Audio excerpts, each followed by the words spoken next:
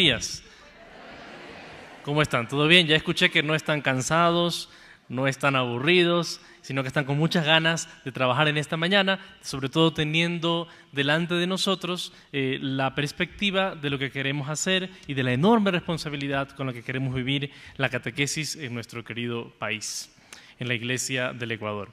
Así que pues estoy muy contento de estar aquí, como dijo el Padre Juan Carlos, vengo desde Guayaquil y pues colaboro con la Conferencia Episcopal en el ámbito de Biblia y en el tema de la catequesis. Así que es un gusto estar con ustedes, Monseñor Giovanni, muy buenos días, Monseñor Skipper, buenos días, y a todos pues que se encuentren muy bien. Bueno, ustedes ya han trabajado muchísimo en estos días, ya han tenido la oportunidad de contemplar y de discernir aquellas cosas que se nos pide sobre la catequesis a nivel general. Y ahora ha llegado el momento de proponer nuevos horizontes para la catequesis en el Ecuador, o sea, de trabajar para las propuestas que queremos hacer en orden a la catequesis. Para tener claro qué es lo que queremos hacer con la catequesis, por qué se habla de nuevos horizontes, qué es lo que debe ser nuevo. Yo siempre pienso que es importante tener en mente el concepto de la nueva evangelización. O sea, cuando hablamos de nueva evangelización, ¿a qué nos referimos? Bueno, a la misma fe de siempre. Nuevos horizontes en la catequesis, no vamos a proponer verdades nuevas de fe, no vamos a proponer, cosas nuevas sobre nuestro Señor Jesucristo. Vamos a proponer a Jesucristo que es el mismo ayer, hoy y siempre. Pero vamos a proponerlo con un nuevo ardor, es decir, con una nueva propuesta, de una nueva forma, de tal manera que llegue a todos los destinatarios. Y el documento que ustedes han trabajado en estos días sobre la catequesis, cuando llega al proponer, a las propuestas, divide las propuestas que se quieren hacer en 4 ámbitos, en 4 grandes ámbitos que son las propuestas que se deben trabajar en orden a la Iglesia, en orden a la catequesis, en orden a los catequizandos y en orden a los catequistas. Entonces, vamos en esta primera parte a trabajar las propuestas que queremos hacer, o mejor dicho, los elementos para que ustedes trabajen las propuestas luego en los grupos que se quieren hacer a nivel de iglesia, en orden a la iglesia y en orden a la catequesis. Entonces, repito, ustedes ya han trabajado el contemplar y el discernir. Ahora vamos a detener los elementos para que luego ustedes puedan proponer y lo vamos a hacer en esta primera hora en orden a la iglesia y en orden a la catequesis. Entonces, en orden a la iglesia, ¿qué es lo que tenemos que proponer? ¿Cuál es el punto de partida? El tema es que nosotros, cuando pensamos en la relación entre iglesia y la catequesis, lo primero que nos viene a la mente es una iglesia misionera que forma discípulos misioneros. Es decir, la concepción misma de la iglesia desde su nacimiento es una iglesia en misión. La iglesia no se comprende sin la misión. Por eso es que cuando hablamos de la catequesis tenemos que pensar inmediatamente en la iglesia. La iglesia que es aquella encargada ¿de qué? De transmitir la revelación de nuestro Señor. Sin la iglesia es imposible que se conozca a Cristo. ¿Por qué sin la iglesia es imposible que se conozca a Cristo? ¿Por qué? ¿Por qué sin la iglesia no se puede conocer a Jesús? Yo diría por 2 razones fundamentales, podremos decir muchas, pero 2 razones fundamentales. La primera, porque la iglesia es la que transmite la verdad sobre Cristo. Gracias a la iglesia nos han llegado los evangelios, nos han llegado las tradiciones con mayúscula de cómo era nuestro Señor. Sin la iglesia es imposible saber lo que sabemos de Cristo, no lo sabríamos. Pero mucho más importante que eso, la iglesia es la que transmite no solo una verdad sobre el Señor, sino al Señor mismo. ¿Cómo es que nosotros al final entramos en una vida así profunda de comunión con Cristo? A través de la misa. Ustedes todos los días han tenido la misa, ¿verdad? La Eucaristía nos trae a Cristo. ¿Y puede existir Eucaristía sin iglesia? ¿Puede existir bautismo sin iglesia? Entonces, ¿puede existir catequesis sin iglesia? Es imposible. Por eso, lo primero que tenemos que proponer es qué iglesia o qué aspectos de la iglesia queremos resaltar para poder comprender la función de la iglesia en la catequesis. Y aquí nos encontramos como con el texto básico para hablar de la misión de la iglesia. Nuestro Señor Jesucristo, antes de ascender al cielo, lo último que hace, según el Evangelio de San Mateo, es dar este mandato. Vayan pues y hagan discípulos a todos los pueblos, bautizándolos en el nombre del Padre y del Hijo y del Espíritu Santo y enseñándoles a guardar todo cuanto les he mandado. Y sepan que yo estoy con ustedes todos los días hasta el fin del mundo. Entonces, en ese mandato misionero, allí, como agarrados de allí, entran ustedes y entro yo y entramos todos. Cuando tú te levantas un sábado por la mañana y en lugar de quedarte en tu cama vas a dar catequesis temprano, o un sábado por la tarde en lugar de irte al cine te vas a dar catequesis, o el día que te toque, ¿por qué lo haces? Porque estás insertado en esa corriente de evangelización. Vayan y anuncien. Y aquí yo les quiero proponer otro texto que pienso que nos ayuda mucho. ¿Cómo debe ser el contexto de la catequesis en una iglesia misionera? O sea, ¿cómo debe ser nuestra actitud dentro de la iglesia para poder ser iglesia misionera? Aquí me llama muchísimo la atención un texto de los Hechos de los Apóstoles. La iglesia misionera envía a Pablo. Ustedes se acuerdan bien, Pablo recibe un encuentro fulgurante con el Señor Jesús mientras va en la vía de Damasco. El Señor se le aparece a él solito, resucitado. Y ¿se acuerdan qué le dice? ¿Qué le dice el Señor a Pablo cuando se le aparece? Saulo, Saulo, ¿por qué me persigues? ¿Y tú quién eres? Yo soy Jesús, al que tú persigues. Tiene esta experiencia extraordinaria de Cristo. ¿Y qué le dice luego el Señor?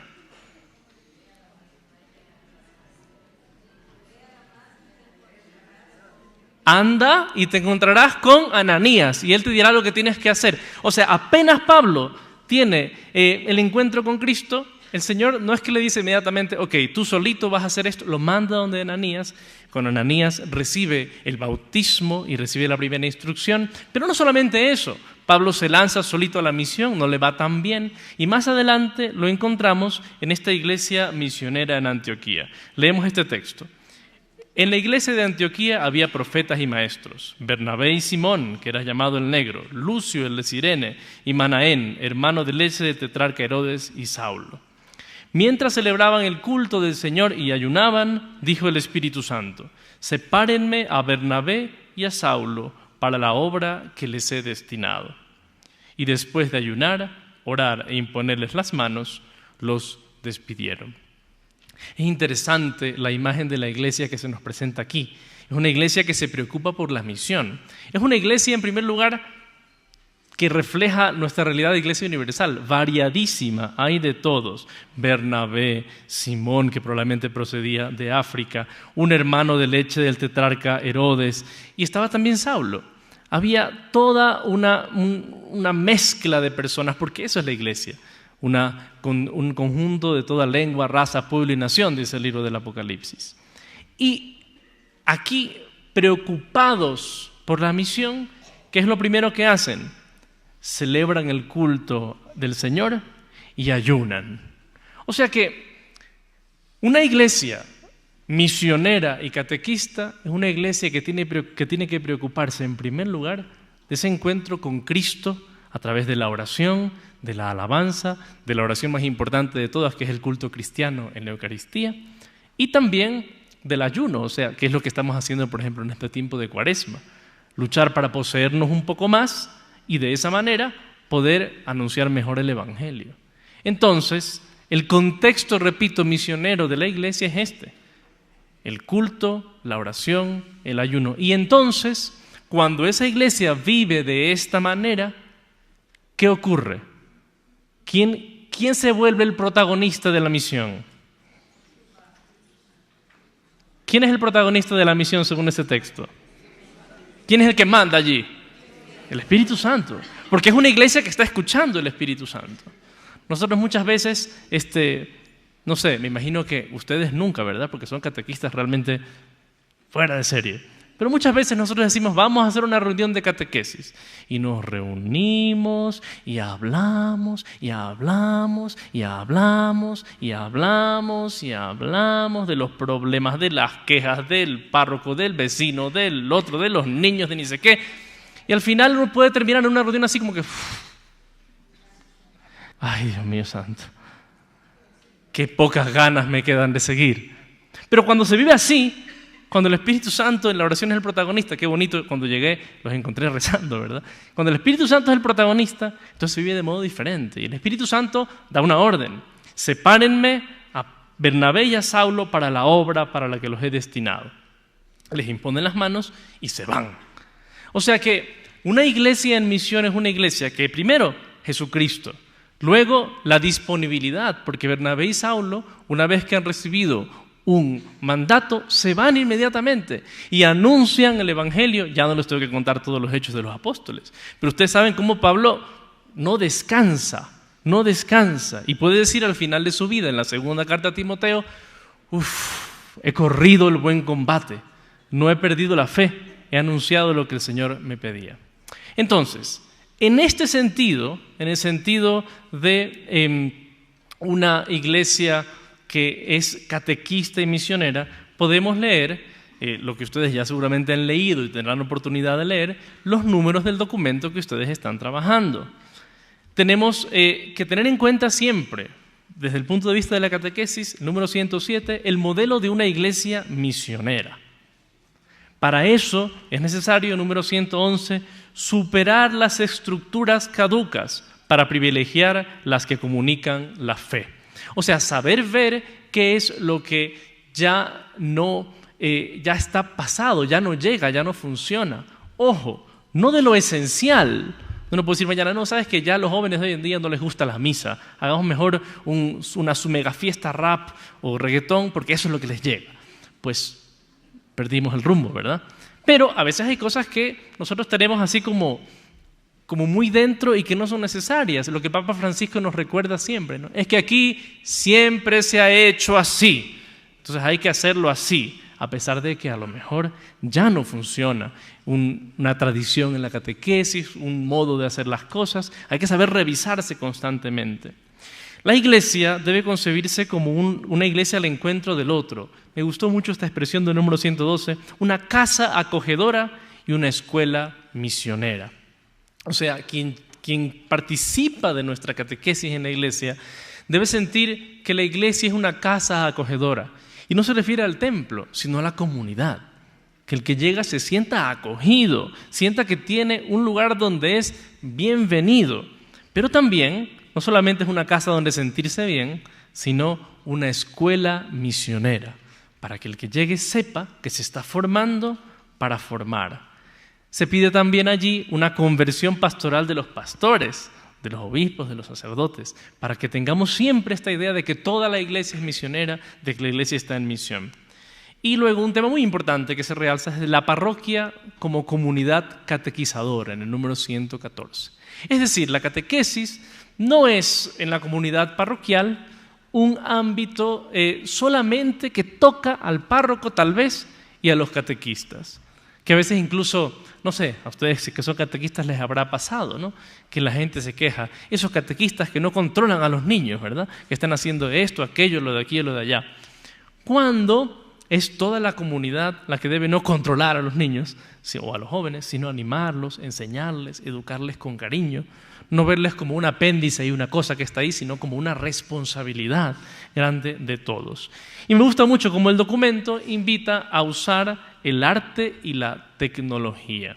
Es interesante, dos recursos que nosotros desperdiciamos muchísimo. Para poder ser misioneros, hay que usar los recursos que tenemos a lo largo de la historia, el arte cristiano. Y la tecnología, pues que, ¿para qué les voy a explicar lo útil de la tecnología? La mitad de ustedes saca el teléfono de vez en cuando y toma una foto de la diapositiva, ¿no? Porque son conscientes de que la tecnología ayuda y hay que ayudarles también a los chicos. Bien, atención, papel y lápiz, les voy a dictar las preguntas para que trabajen en grupo de este primer ámbito. Bueno, mejor dicho, no se las voy a dictar, ahí están.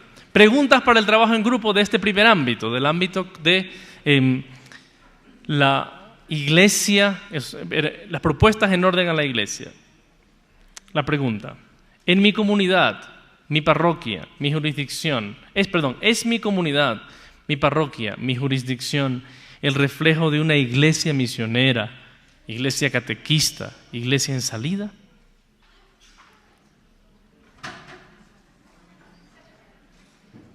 Segunda pregunta que luego trabajarán ustedes en los grupos.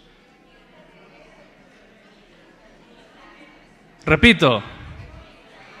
Ahí está, En mi comunidad, mi parroquia, mi jurisdicción. ¿Es mi comunidad, mi parroquia, mi jurisdicción el reflejo de una iglesia misionera, catequista, en salida?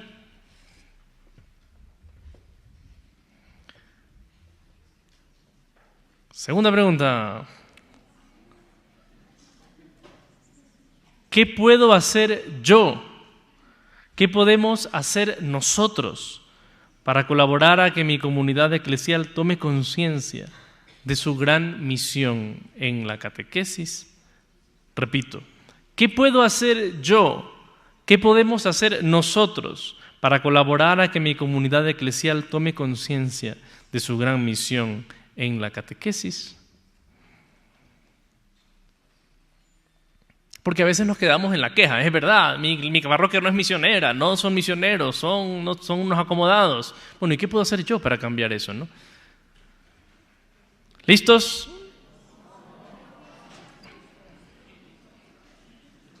Repito, ¿qué puedo hacer yo? ¿Qué podemos hacer nosotros para colaborar a que mi comunidad eclesial tome conciencia de su gran misión en la catequesis?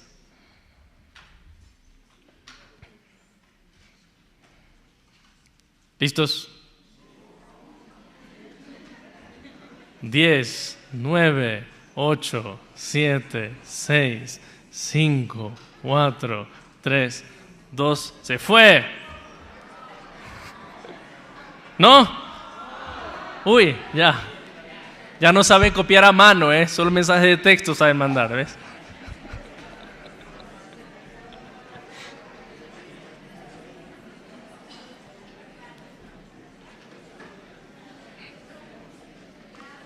Ya, tiempo extra fue ya. Vamos. Segunda parte, que es la más importante, en orden a la catequesis. O sea, ¿cómo podemos hacer nuevas propuestas o propuestas de una nueva evangelización en orden a la catequesis?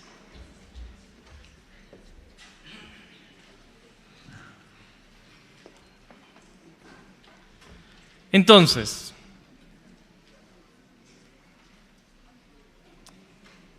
para saber cómo debe ser o qué propuestas de catequesis podemos hacer, yo les sugiero que miremos al mejor catequista de todos, ¿no? A nuestro Señor Jesucristo, ¿verdad?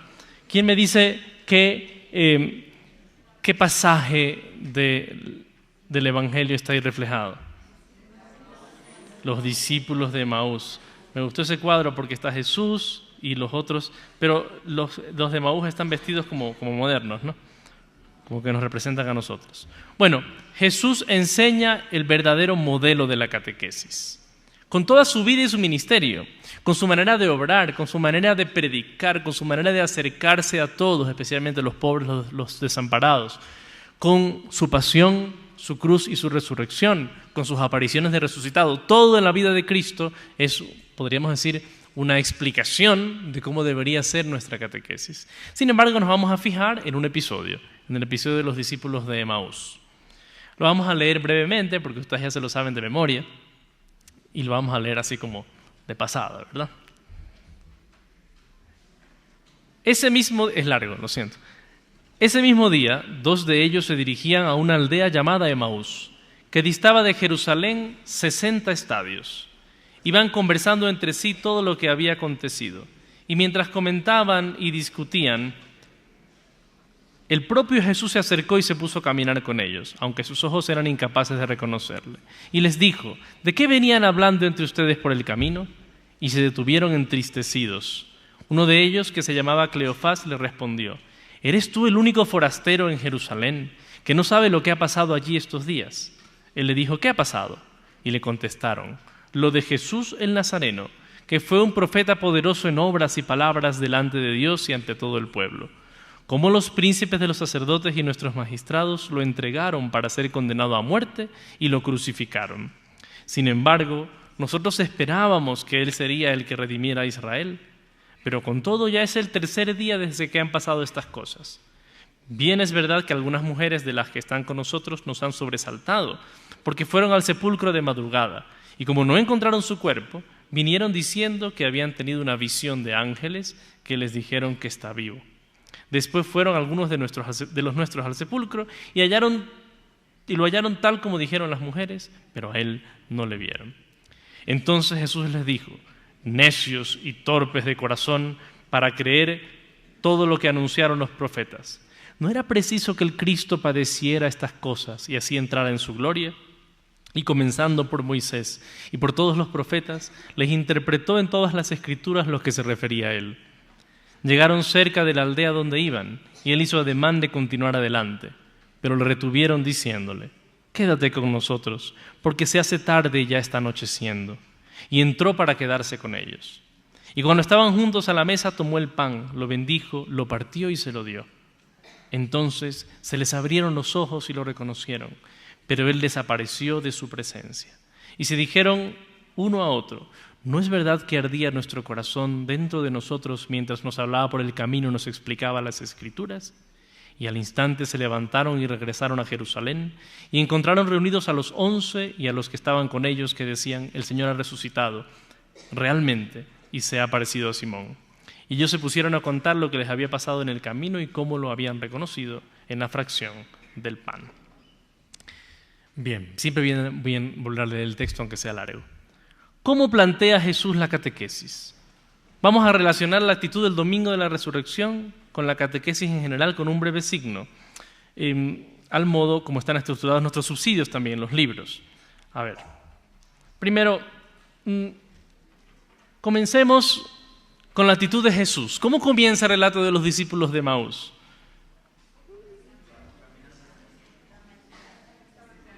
Estaban los dos, ¿cómo estaban? Estaban tristes, apagados, deprimidos. ¿Por qué? Porque el Señor había muerto, ¿verdad? Ellos están así y Jesús los encuentra por el camino y los interpela, los llama desde su situación de vida. Se pone a caminar con ellos y caminando con ellos les pregunta: ¿qué les pasa? ¿Por qué están tristes por el camino? Ellos hablan, se desahogan. Es muy interesante esto porque los que vienen, o sea, los que son discípulos, los discípulos de Emaús, ya habían estado con Jesús por lo menos unos 2 años, si es que no 3. Lo habían escuchado predicar, lo habían escuchado anunciar la pasión, lo habían escuchado hablar de la resurrección. ¿Y qué habían entendido? Nada. Y eso a mí me llena de esperanza, porque a veces a uno le llegan personas para la catequesis que tienen tal vez años en la iglesia, desde que son chiquitos yendo a la misa.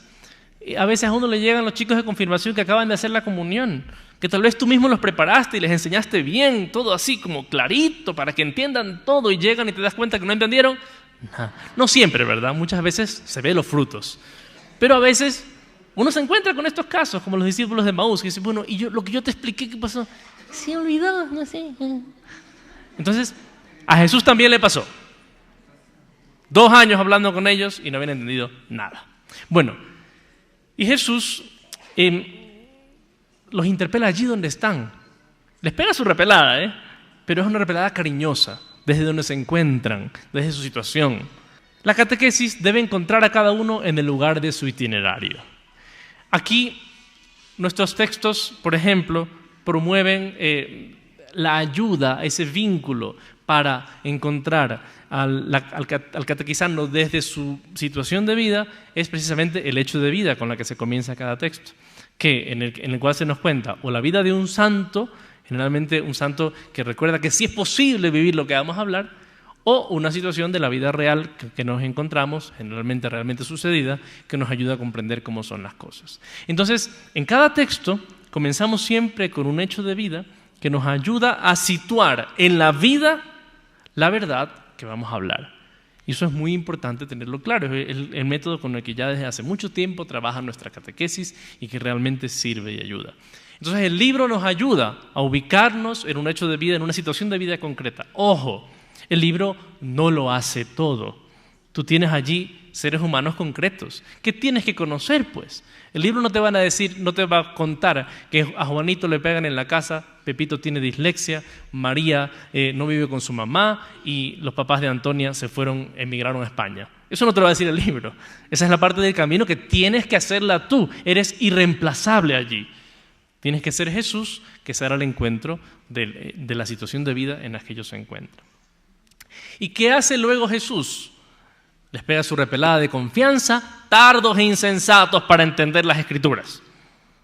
Pero luego les comienza a explicar y les dice, todo lo que decía sobre él en la ley y los profetas. Qué bonito, ¿no? Tremenda, tremenda catequesis que les dio allí Jesús.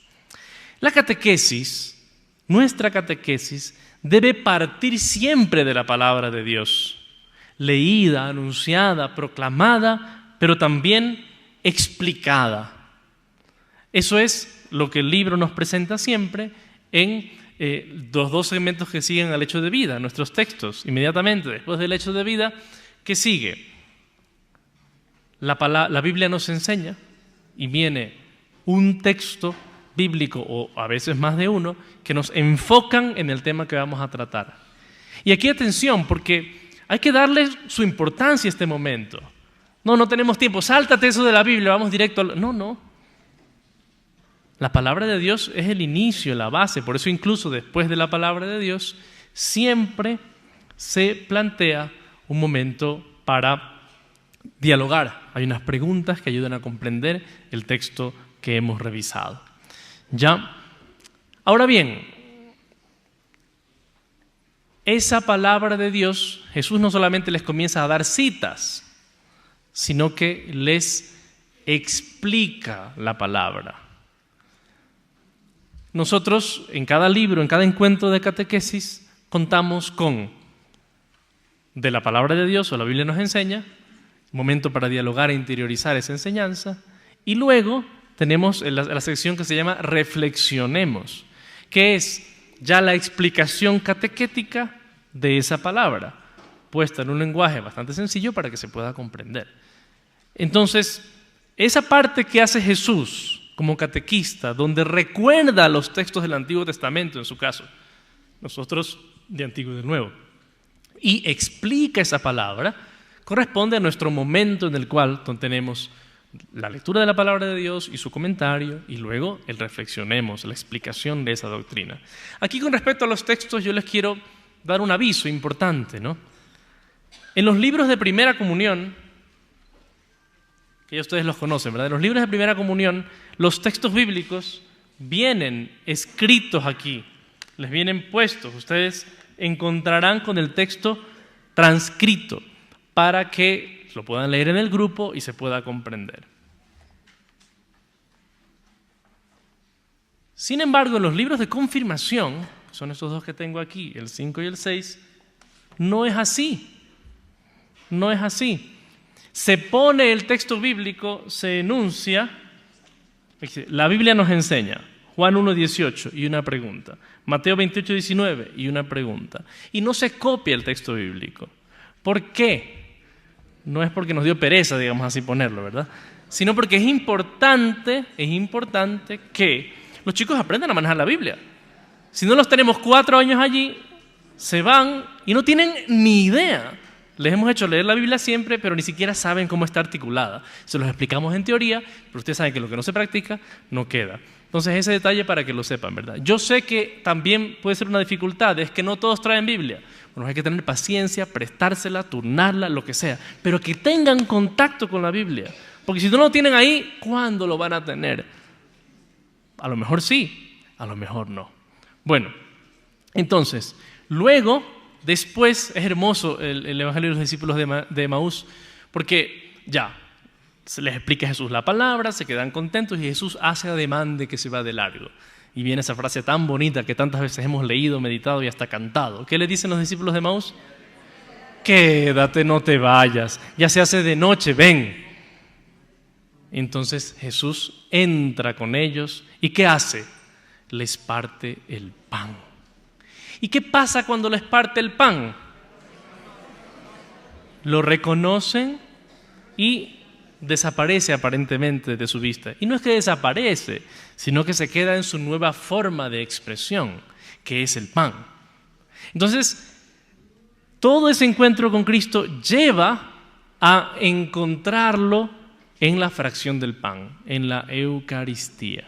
La catequesis debe llevar de la palabra al sacramento, de modo existencial. Y su libro habla mucho de mistagógico. ¿Qué es eso de mistagógico?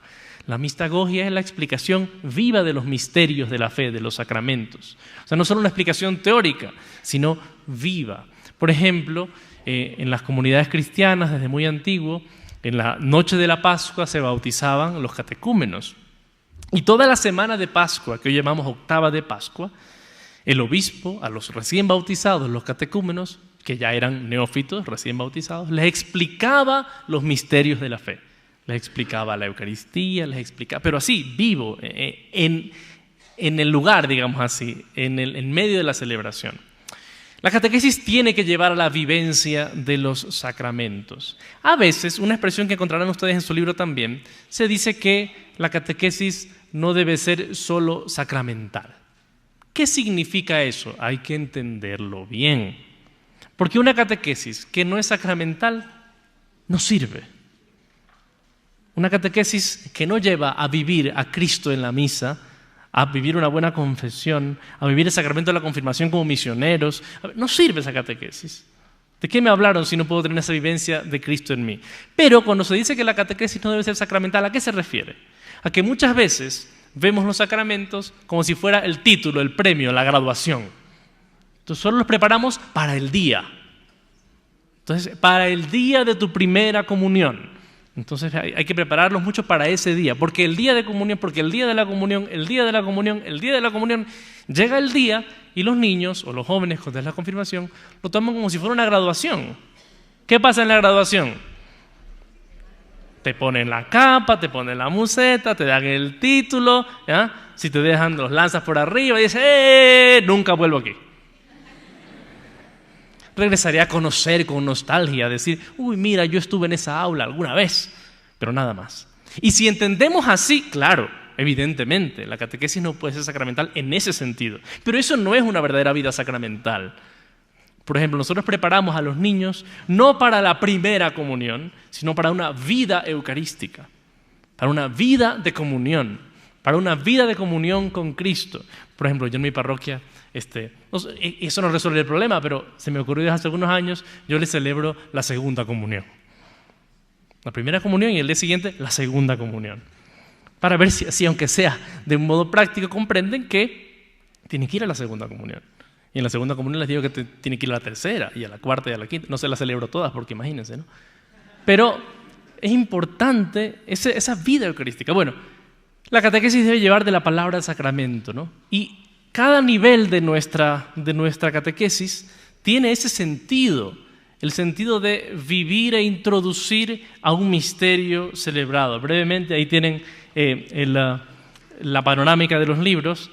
No está del todo actualizada, por lo que el último libro no corresponde con la portada tal como es. Entonces, en el primer libro, Introducción a la vida cristiana, ¿qué celebramos? No se preocupen que voy a volver a la diapositiva anterior, sino que quiero que... En el primer libro, que todavía no está, el libro de introducción, al final del primer libro, ¿qué hacemos?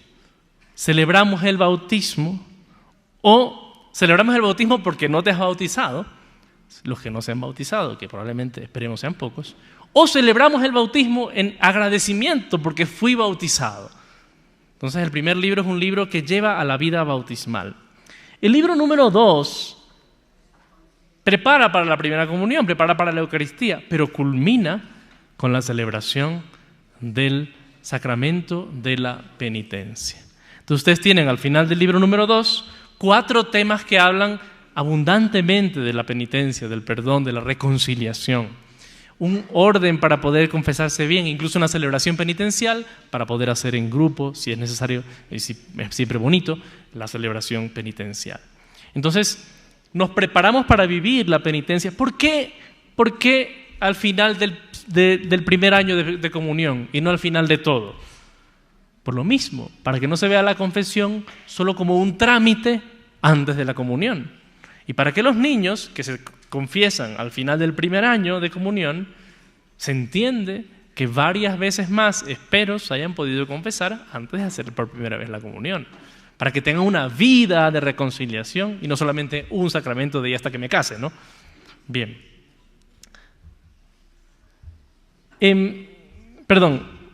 Al final del tercer libro hacen los chicos la comunión. En el año bíblico, evidentemente, se refuerzan los sacramentos ya recibidos, lo mismo con el primer nivel de confirmación, donde se les pide nuevamente explícitamente que por favor recuerden y revivan la confesión, y al final del último año reciben su confirmación. Entonces, es una vida sacramental que no podemos ignorar, que es muy importante. Bien, y luego, después de este camino, ¿qué hacen? ¿Qué hacen los discípulos de Emaús? Después de haberlo reconocido en la fracción del pan, ¿qué hacen? A mí siempre me ha gustado cómo antes del encuentro con Cristo dicen: no, ya es de noche, se hace tarde, no es peligroso, no salgas, y no quieren saber nada, ¿verdad? Pero después de encontrarse con Cristo, salen corriendo, no les importa que sea de noche, regresan todo el camino lo deshacen para anunciar. Y cuando llegan se encuentran con que los apóstoles ya saben la noticia, es verdad, y comparten la alegría de la fe. Entonces nosotros tenemos que formar discípulos misioneros, tenemos que formar evangelizadores. Esto es muy importante. Hay que tener propuestas concretas para los chicos para que puedan formar. En cada encuentro de nuestros libros hay un compromiso que me prepara para la misión, tratada especialmente en la confirmación. Ahí me quedó grande. Especialmente en la confirmación, en los libros de confirmación, especialmente en el segundo tomo, se recuerda el compromiso como apóstoles, el compromiso en la sociedad, el compromiso en su vocación, de manera que lo tengan claro y lo puedan vivir constantemente. Bien. Elementos centrales, y esto lo paso rápidamente para poderles darle un momentito a las preguntas. Elementos centrales tomados del número 121 que ustedes ya tienen, no hace falta que lo copien, lo tienen en su librito. La catequesis toma su forma y sentido de la iniciación cristiana, pre- y postbautismal. O sea, la idea es que la catequesis sea no una preparación para el día de la graduación, sino una iniciación cristiana. Debe vivirse plenamente del uso de la Sagrada Escritura. Debe orientarse al sentido de la vida, a comprender qué sentido tiene la existencia. La centralidad del querigma, o sea, del anuncio de Cristo que ha muerto y resucitado, una verdad que constantemente tenemos que recordar. Dios te ama, ha mandado a su Hijo, ha muerto y resucitado por ti, está presente en tu vida. Hay una dimensión gradual en la que poco a poco se van comprendiendo más los misterios, y también mistagógica, es decir, para comprender bien los sacramentos, y finalmente se invita a tener una espiritualidad misionera. Preguntas para el trabajo en grupo. Anoten.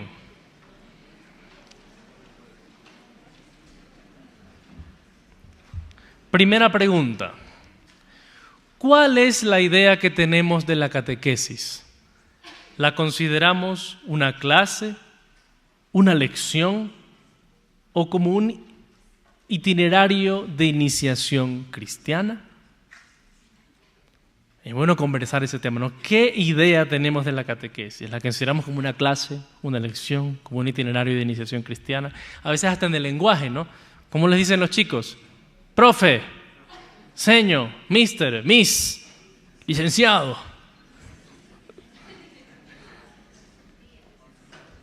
Segunda pregunta. ¿Conozco a fondo los recursos que la Conferencia Episcopal Ecuatoriana me ofrece para la catequesis, sea para la formación del catequista que para la formación de los niños y jóvenes? ¿Conozco a fondo los recursos que la Conferencia... Para la formación de catequistas, pues hay una plataforma virtual online para poder conocer mejor, para poder formarse, ¿no? Y en cuanto a la formación de niños y jóvenes, pues los libros de los que ya hemos hablado, que Dios mediante en el segundo momento podremos hablar incluso un poco más, los conozco. tal vez las propuestas locales también, las propuestas de formación que tiene tu diócesis, tu jurisdicción. Las conozco, las valoro, cursos, grupos, ideas que surgen y que pueden ser una ayuda. ¿Ya está? Tómenle foto. Esta guía para los catequistas es una ayuda. No explica cada tema, pero sí explica cómo funcionan los temas, cómo es la pedagogía de cada encuentro, cuál es el objetivo principal del año. Por ejemplo, a mí me gusta mucho esta idea, ¿no? Conocimientos esenciales. Al final de este año es necesario asegurarnos que los jóvenes tengan ciertos conocimientos. O sea, ¿qué es lo que no puedes irte a dormir al final de un año de catequesis si no se saben esto? A lo mejor no se aprendieron, pero esto tienen que saber eso, por ejemplo, ¿no? Ahora, dicho esto, y con eso termino, repito, hay una guía mínima que es buena y es útil, falta una guía global que Dios mediante se pueda realizar en el futuro, y una cosa que no debemos olvidar, sin embargo, es la siguiente: nada reemplaza el esfuerzo de formación personal, o sea, yo ponerme a preparar, no hay libro mágico. Si yo no preparo, no puedo mejorar, pero también comunitario. O sea, eso de, es lógico que no todos puedan venir aquí, ¿verdad? Tampoco entraríamos. Pero en la comunidad, en la parroquia, en la comunidad, en la capilla, en el colegio, es esencial reunirnos para formarnos y para tener elementos comunes. Bien, eso es, creo que nos quedamos aquí en esta primera fase. Les agradezco muchísimo, nos vemos ya mismo, ¿verdad?